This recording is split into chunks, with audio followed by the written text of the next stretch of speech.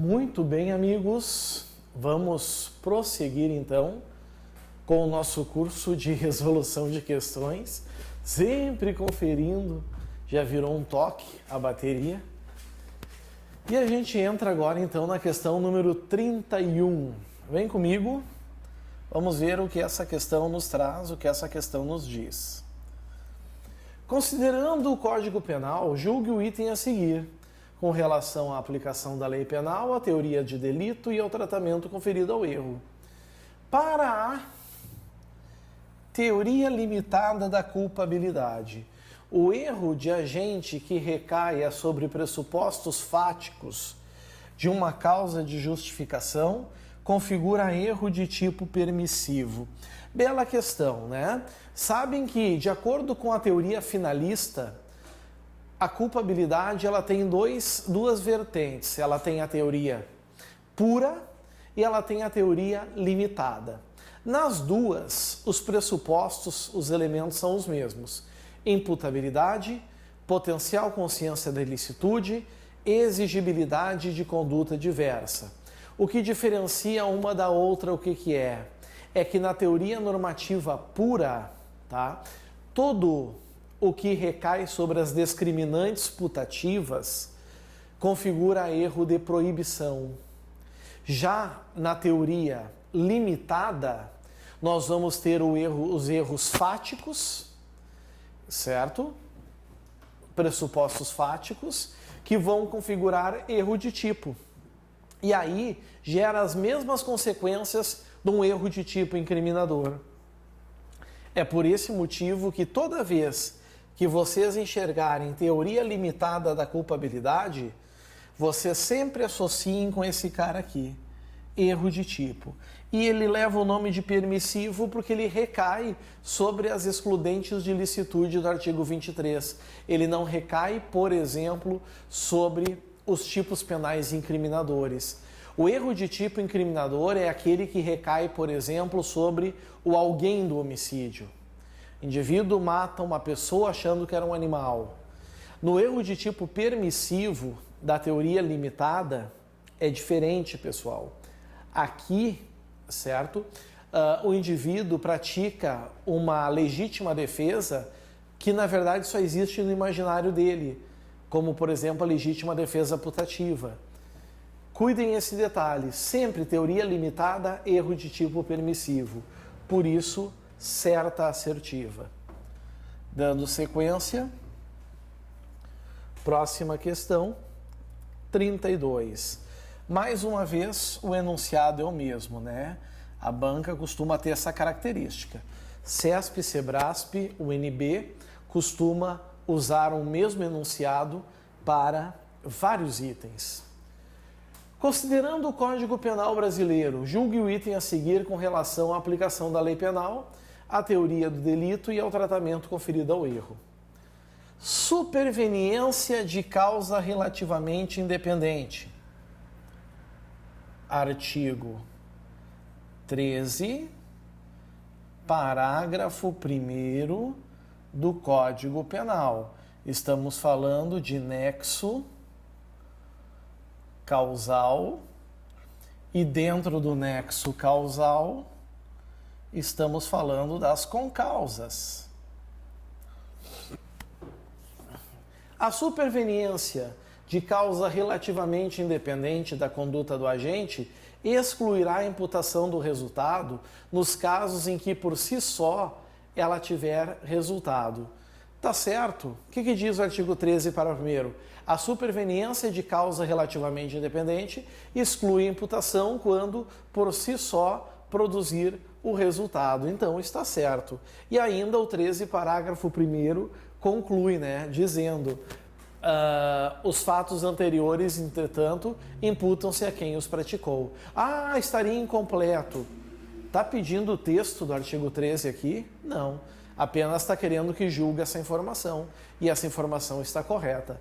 Por isso, certo está o artigo 32. O exemplo clássico, né, do Tício que quer matar o Caio, dá a facada, o Caio está lá, sofrendo no chão, vem a ambulância para socorrê-lo, no meio do caminho a ambulância capota e o Caio vem a morrer em virtude da ambulância.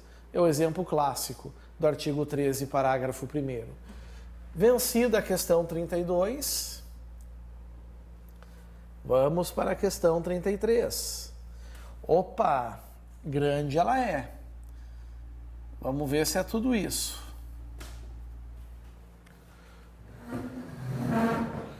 Diz assim a questão 33. Em decorrência de um homicídio doloso praticado com o uso de arma de fogo, policiais rodoviários federais foram comunicados de que o autor do delito se evadira por rodovia federal em um veículo cuja placa e características foram informadas. O veículo foi abordado por policiais rodoviários federais em uma rota de fuga do homicida. Dada a voz de prisão ao condutor do veículo, foi apreendida a arma de fogo que estava em sua posse e que supostamente tinha sido utilizada no crime. Considerando essa situação hipotética, julgue o seguinte item. Deu para entender, né?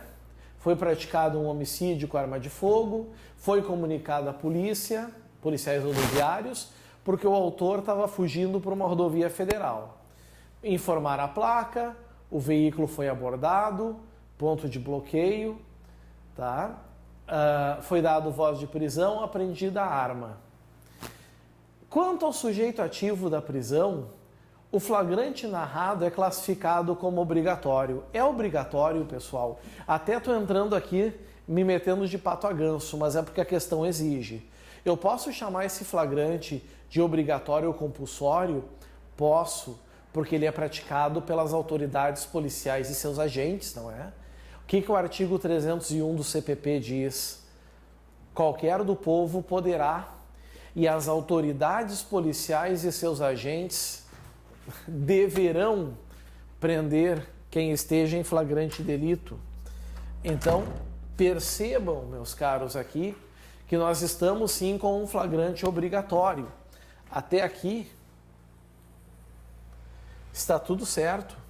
Hipótese em que a ação de prender e as eventuais consequências físicas, como por exemplo, pessoal, o constrangimento ilegal, alguma lesão corporal, advindas em razão do uso da força, se encontram abrigadas pela excludente de ilicitude. Mas para fechar bonito aqui tem que estar estrito cumprimento de dever legal. A banca colocou exercício regular de direito. O finalzinho fez a questão estar errada. É possível aqui a morte matar esse suposto autor do homicídio? Até é. Mas primeiro, se for uso moderado dos meios necessários, e aí nós estivermos falando de legítima defesa.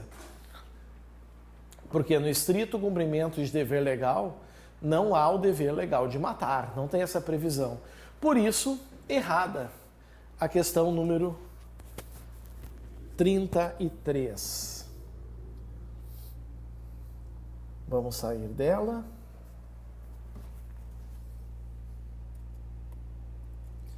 Questão 34.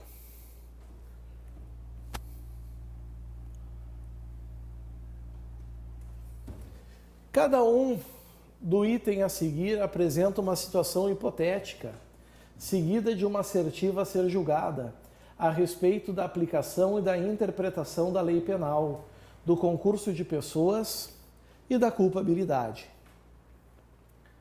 Joaquim, penalmente imputável, praticou sob absoluta e irresistível coação física. Se fala em coação física irresistível, nós vamos ter, lembrem, uma excludente da conduta. Ah, professor, não é da culpabilidade? Não. Da culpabilidade nós temos a coação moral irresistível. Aqui é a coação física. Crime de extrema gravidade e hediondez. Nessa situação, Joaquim não é passível de punição, tá certo? Porquanto a coação física, desde que absoluta, é causa excludente da culpabilidade? Não, é excludente da conduta.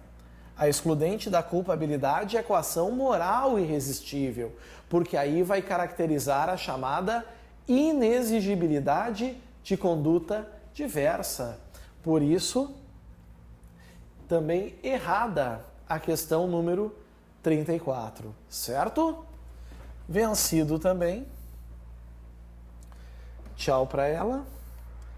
Próxima questão, questão 35. Vamos ver o texto, vamos ver o que diz.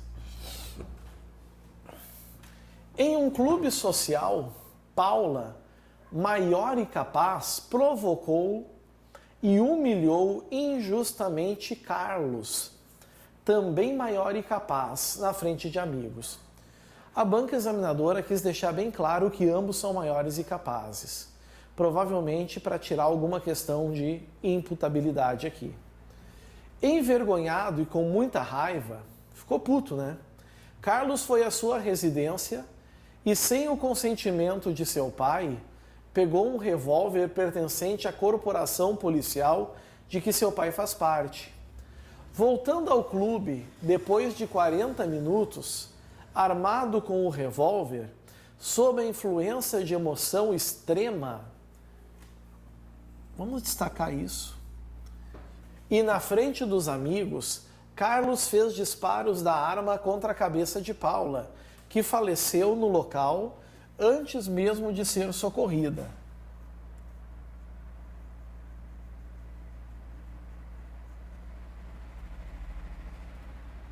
Temos aqui um homicídio. Acerca dessa situação hipotética, julgue o próximo item. A culpabilidade de Carlos poderá ser afastada por inexigibilidade de conduta diversa. Tá certo? Tá errado, pessoal. Por que tá errado? Bom, primeiro, temos aqui uma coação moral irresistível. Carlos estava sendo coagido? Não. Temos aqui uma obediência hierárquica? Não. Então, para ser inexigibilidade de conduta diversa, teria que ser uma causa supralegal. O Estado e a sociedade esperavam algo diferente do Carlos? Evidente que sim, né, pessoal? Que ele não praticasse essa conduta, certo? O motivo era relevante para praticar a morte, para gerar a morte de alguém? Não. Então não há inexigibilidade de conduta diversa aqui. Ah, professor, eu posso chamar esse homicídio de privilegiado? Não, porque aqui diz sob a influência de emoção extrema. Para ser privilegiado tem que ser sob o domínio da violenta emoção, logo em seguida a injusta provocação da vítima. Nesse caso foi sob a influência e deu tempo dele ir em casa buscar uma arma. Nesse contexto aqui, o homicídio dele é qualificado. E vou além, é qualificado por motivo fútil. Certo? Cuidado. Professor, entra feminicídio aqui? Não, porque não foi morte em razão do gênero. Por isso, errada a questão 35. Próxima questão, 36. Bom, para evitar tautologia, eu vou evitar de ler todo o enunciado de novo. Não tem porquê, porque o enunciado é todo igual. Acerca dessa situação hipotética, aquela, né? A Paula humilhou o Carlos ficou puto da cara, foi em casa, pegou a arma do pai policial, voltou ao local, deu tiro na Paula e matou ela porque ele estava sob influência de violenta emoção. Carlos agiu sob o palio da legítima defesa putativa. Legítima defesa, pessoal, agressão injusta, atual e iminente? Não, né? Nem imputativa, nem real. Não há agressão aqui injusta. Os pressupostos da legítima defesa não estão preenchidos. Logo,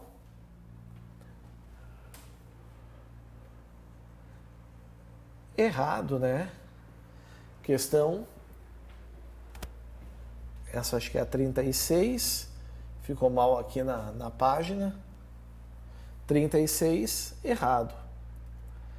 Questão 37, para evitar tautologia, eu também vou evitar de fazer a leitura de todo o texto, porque o texto é o mesmo, vocês já sabem a história, né?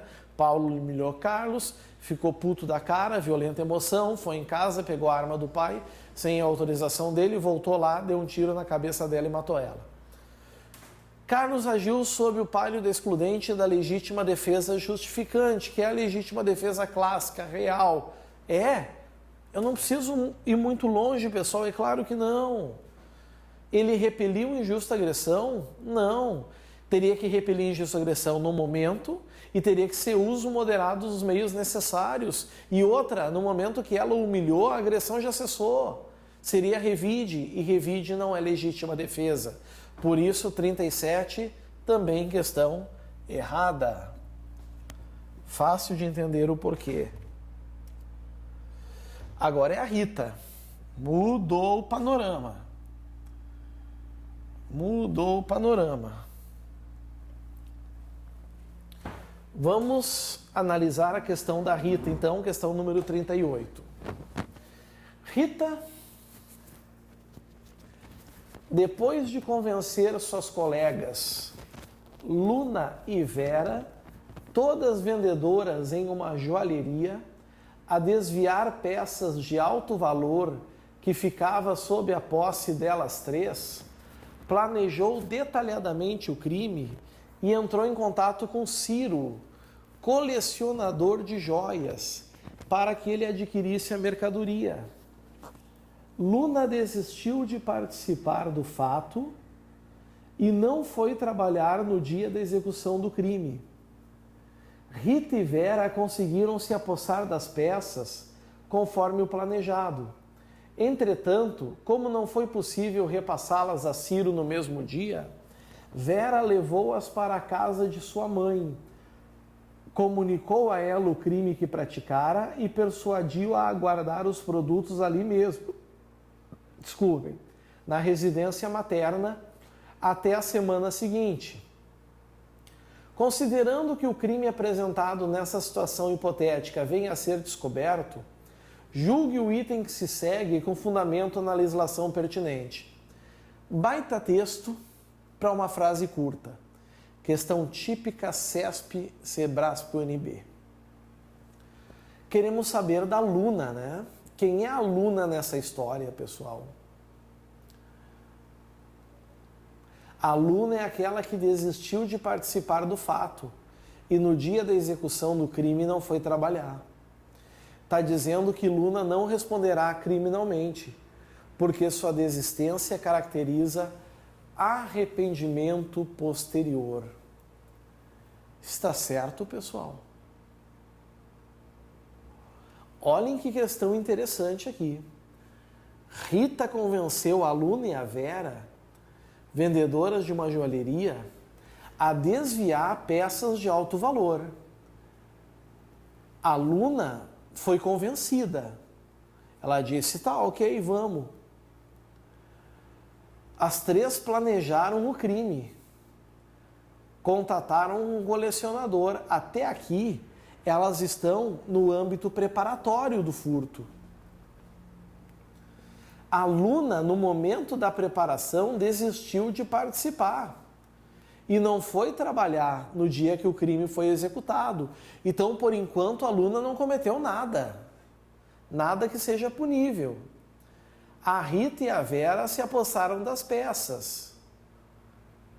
Não foi possível repassar o Ciro, mas levou para a casa da mãe da Vera e convenceu ela a manter ali as mercadorias. A Luna realmente não responderá criminalmente. mas ela não responde pela chamada desistência voluntária, pelo arrependimento posterior. Nada disso, pessoal. Ela não responde criminalmente porque o seu ato ficou limitado aos atos preparatórios, certo? Então eu posso marcar aqui errado, por causa desse finalzinho aqui. Não houve arrependimento posterior algum aqui. Em algum momento a Rita se arrependeu depois de consumar o delito?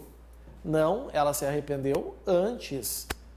Eu posso ter uma desistência voluntária aqui, mas não arrependimento posterior. Por isso, errado a questão 38. Questão 39. Diz assim, acompanhem comigo.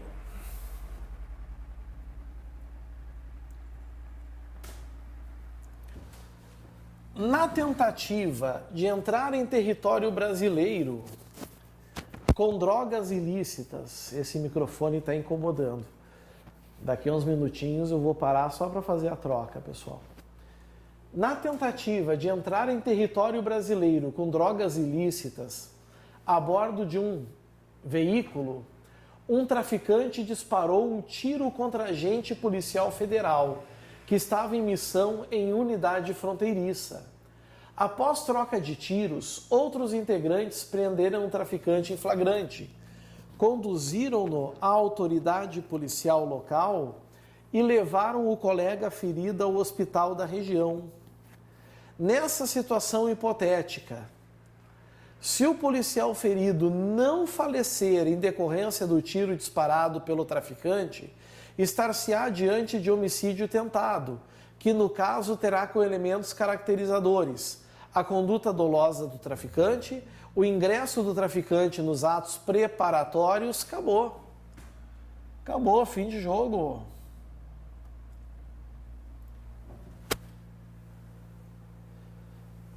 O ingresso nos atos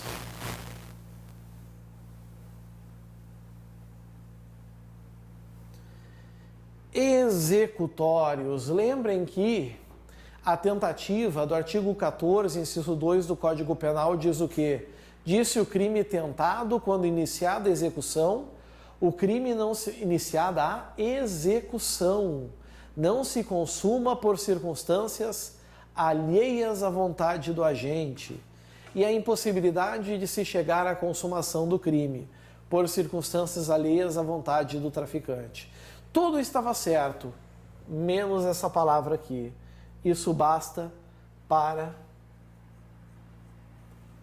a questão estar errada. Certinho? Próxima questão. Questão número 40. Tamanho da questão. Vamos ver se é só tamanho também. Em cada item seguinte é apresentada uma situação hipotética, seguida de uma assertiva a ser julgada com base na legislação de regência e na jurisprudência dos tribunais superiores a respeito de exclusão da culpabilidade, concurso de agentes, prescrição e crime contra o patrimônio. Arnaldo, aqui está o Arnaldo, gerente de banco, estava dentro de seu veículo juntamente com familiares, quando foi abordado por dois indivíduos fortemente armados que ameaçaram os ocupantes do veículo e exigiram de Arnaldo o fornecimento de determinada senha para a realização de uma operação bancária, o que foi por ele prontamente atendido.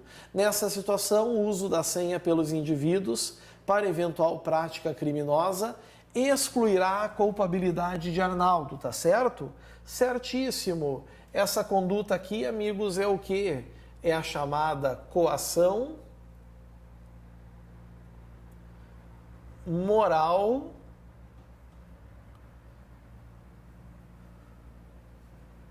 irresistível. Ou seja, Arnaldo aqui estava sendo coagido moralmente. Tinha como exigir dele uma conduta diferente? Não. Isso é o que nós chamamos de inexigibilidade de conduta diversa. É uma excludente de culpabilidade.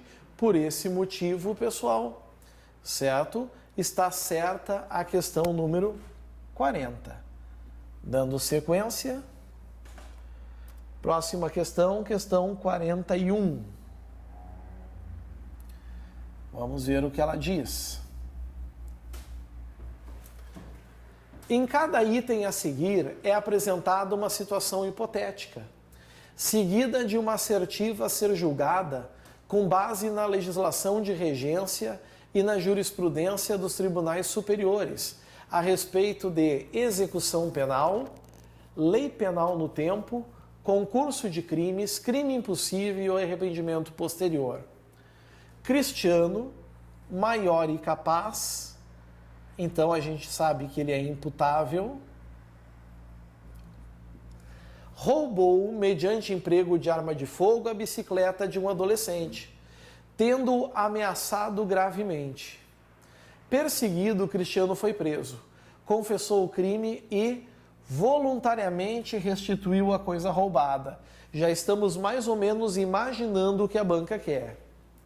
Nessa situação, a restituição do bem não assegura a Cristiano a redução de 1 a 2/3 da pena, pois o crime foi cometido com grave ameaça à pessoa. Está certo, pessoal? Está certo. Está correto. A redução de 1 a 2/3 seria pelo chamado arrependimento posterior, lá do artigo 16 do Código Penal. O que o 16 diz? Nos crimes cometidos com violência ou grave ameaça à pessoa, aliás, nos crimes cometidos sem violência ou grave ameaça à pessoa, reparado o dano ou restituída a coisa, até o recebimento da denúncia ou da queixa, por ato voluntário da agente, o juiz poderá reduzir a pena de 1 a 2/3. Como houve violência ou grave ameaça, né? Tá aqui, é o roubo, não há essa possibilidade, por isso, certa a alternativa assertiva 41.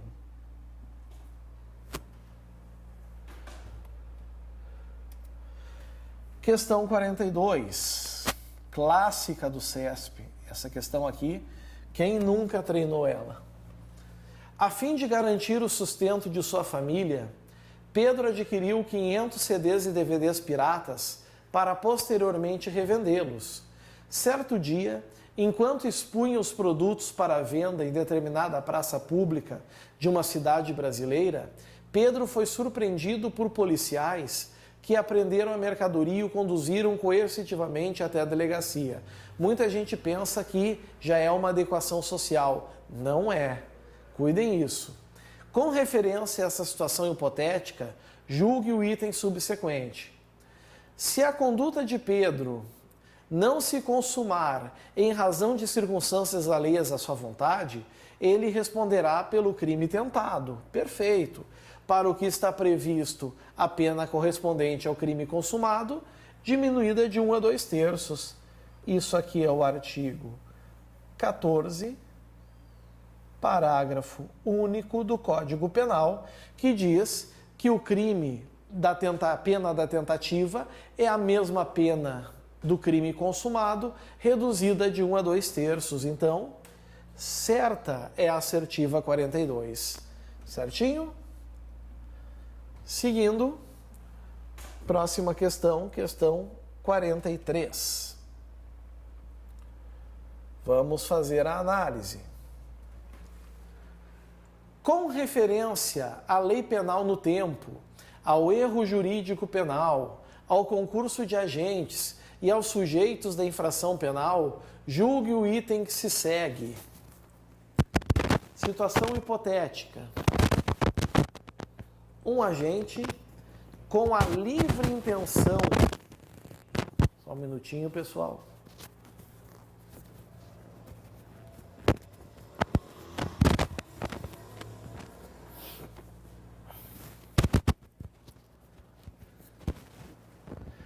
Um agente, com a livre intenção de matar desafeto seu, disparou na direção desse, mas atingiu fatalmente pessoa adversa. A quis matar B, atingiu C. É isso, né? Que se encontrava próximo ao seu alvo. Nessa situação, configurou-se o erro sobre a pessoa. Errado. Configurou-se o erro na execução. Qual é a diferença de erro sobre a pessoa para erro na execução? O erro sobre a pessoa é mental, é intelectual. A terceira pessoa está aqui na cabeça do agente. O A quer matar B e confunde C com B. Acha que aquela pessoa é quem é o alvo e não é. Aqui não. Aqui ele sabe quem é a pessoa, mas por um erro de pontaria atinge outra. E o agente responderá criminalmente como se tivesse atingido a pessoa avisada. Tudo está certo, menos essa expressão aqui. Por isso, errada a questão 43. Dando sequência, entramos agora na questão 44. Considerando que o crime é fato típico, ilícito e culpável, julgue o item a seguir. O crime é dito impossível. Artigo 17 do Código Penal. Quando não há, em razão da ineficácia do meio empregado, violação, tampouco perigo de violação do bem jurídico tutelado pelo tipo penal. É a grávida querer abortar, é a mulher querer abortar sem estar grávida. Ou querer abortar tomando chá de boldo. Ou é alguém querendo matar o morto. Não há bem jurídico e os meios são ineficazes. Está completamente certa a questão 44. É um domínio superficial de crime impossível que faz com que a gente acerte essa questão. Próxima questão, questão 45. Considerando que crime é fato típico, ilícito e culpável, julgue o item a seguir. Crime doloso é aquele em que o sujeito passivo age com imprudência, negligência ou imperícia? Não, isso é o crime culposo. Lembrem, crime doloso é aquele que o agente quer o resultado ou assume o risco de produzi-lo, ou assume o risco de praticá-lo. Crime culposo é aquele em que o agente pratica o crime com imprudência, negligência ou imperícia. Por estar trocado o doloso com culposo, errada está a questão 45, certo? Seguindo agora, questão número 46. Considerando que crime é fato típico, ilícito e culpável, julgue o item a seguir. São causas excludentes de culpabilidade o estado de necessidade, a legítima defesa e o estrito cumprimento do dever legal? Faltou só colocar aqui o exercício regular de direito. Tá errado, pessoal. Tá errado. Isso tudo aqui são excludentes de ilicitude, previstas lá no artigo 23 do Código Penal. As excludentes de culpabilidade é a inimputabilidade, o erro de proibição invencível e a inexigibilidade de conduta diversa. Então, aqui está, por esse motivo, errada a questão 46. Questões até rápidas de resolver, né? Próxima questão. Questão 47. Julgue o item que se segue relativo à imputabilidade penal. A embriaguez completa. O que é embriaguez completa? É aquela que o indivíduo entra pelo menos na fase da agitação, que é a fase do leão, ou na fase comatosa, que é a fase do porco, né? Provocada por caso fortuito, é caso de inimputabilidade do agente. Está certo? Está errado. Por quê? Porque se essa embriaguez completa for não acidental, por exemplo, voluntária ou culposa, ela não exclui a imputabilidade. Se ela for pré-ordenada, ou seja, o indivíduo se embriaga para criar coragem e cometer o crime, ela não exclui a imputabilidade penal. Como aqui acabou generalizando, fez com que a assertiva fosse errada. Então é por isso que eu marco errado aqui. Cuidado, falei besteira, pessoal.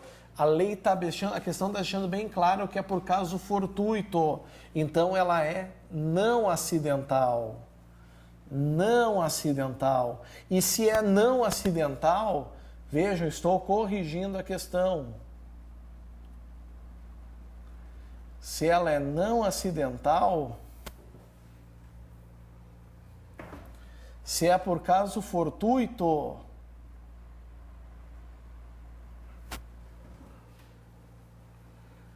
certo? Se é por caso fortuito, ela é acidental, e aí está certo. Quais são as excludentes de imputabilidade, ou seja, as causas de inimputabilidade? É a embriaguez por caso fortuito e força maior. São os casos de embriaguez acidental. Então, quando está dizendo aqui embriaguez completa, ou seja, não está só na fase de euforia, está na fase de agitação, na fase comatosa, provocada por caso fortuito, ou seja, acidental, é causa de inimputabilidade. Está certo. Perfeito. Perdão, aqui já faço a correção da questão. Ela está certinha. Se fosse voluntária, culposa, preordenada, não excluiria. Dito isso, saímos dessa questão, entramos na 48. Questão 48 diz: julgue o item que se segue relativo à imputabilidade penal. Pessoas doentes mentais que tenham 18 ou mais anos de idade, mesmo que sejam inteiramente incapazes de entender o caráter ilícito da conduta criminosa ou de determinar-se de acordo com esse entendimento, são penalmente imputáveis. Está errado. Esse é o conceito clássico do artigo 26 caput do nosso Código Penal brasileiro. É isento de pena inimputável quem, por doença mental ou desenvolvimento mental incompleto ou retardado, era, ao tempo da ação ou omissão, inteiramente incapaz de compreender o caráter ilícito do fato ou de autodeterminar-se de acordo com esse entendimento. Essas pessoas são inimputáveis, elas são absolvidas, elas não podem ser condenadas, mas, dependendo do caso, o juiz pode aplicar a elas a chamada medida de segurança. Então, questão 26, ali está errado.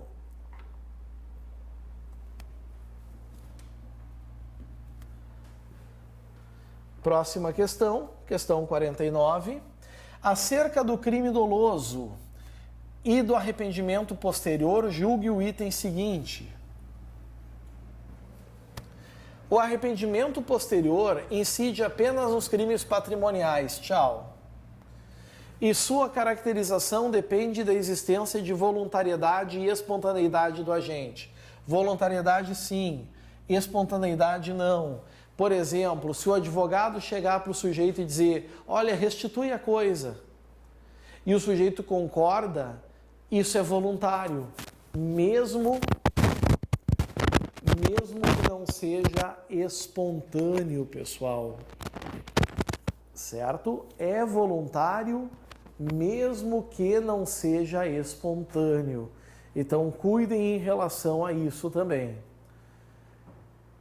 Não é apenas crimes contra o patrimônio, pode se dar também em crimes contra a administração pública. Por isso, errado a questão 49. E agora, questão número 50. Acerca do crime doloso e do arrependimento posterior, julgue o item seguinte. Em relação ao crime doloso, o Código Penal adota a teoria da vontade para o dolo direto, certo? Dolo direto, aquele em que o agente quer o resultado. E teoria do assentimento para o dolo eventual, certo?